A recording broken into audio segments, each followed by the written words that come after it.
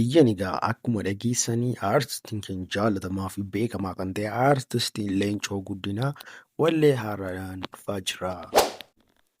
Ashamaan akkam jirtu dhaggeeffattootaa fi daawwattoonni chaanaalii keenyaa baggara chaanaalii keenyaatti nagaan dhuftan isiniin jecha har'a immoo odeeffannoo bareedaa fi baay'eellee kan namatti tolu isinii qabannee dhufnee jirra jechuudha.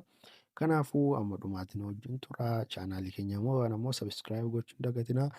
Akkasumas laayikii fi sheerii immoo namoota qabdan hundumaatti godhaa isiniin jenna. Akkasumas sooshaal miidiyaa qabdan guutummaatti yoo gootanii aartistii keenya kanallee fayyaduu danda'an isiniin jedha. Egaan daawwattoota keenya gara viidiyootti isin dabarsu. Egaan daawwattoota keenya akkuma beekamu egaa aartistiin keenya jaalatamaa fi beekamaa kan ta'e aartist Leencoo Guddinaa hundumtu keessaniyyuu beektu jechuudha.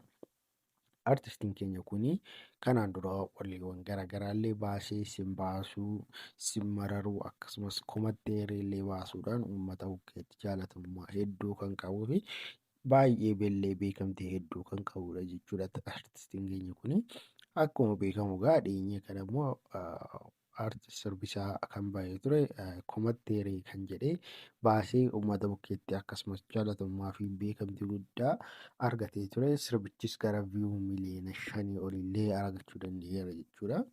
Egaan daawwattoota keenya akkuma dheengadda kana dhageessanii aartistiin keenya jaalatamaan kun albamii guutuu wallee 14 qabatuun albamii hibboo jedhamuun dhufaa jira jechuudha.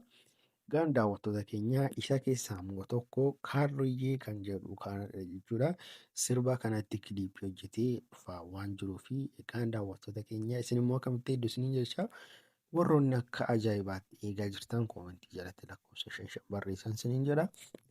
Egaan daawwattoota keenya aartistiin keenya kun sirbisaa kun baay'ee kan bareeduu fi kiliipiin isaallee baay'ee kan namatti toludhaa fi ija kan nama hawwatudha jechuudha. Egaan daawwattoota keenya akkuma beekamu walleewwansaas yeedaloonsaas aartistii Leencoo Guddinaa kan ittiin beekamu kan garaa nama nyaachuu fi kan nama boonsisuudhaan illee jechuudha.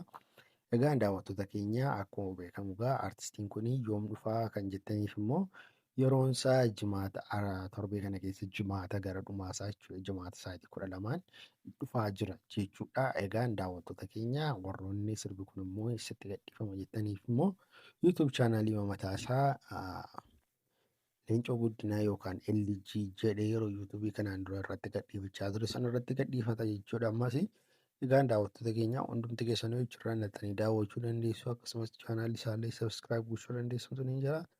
Galatoomaa.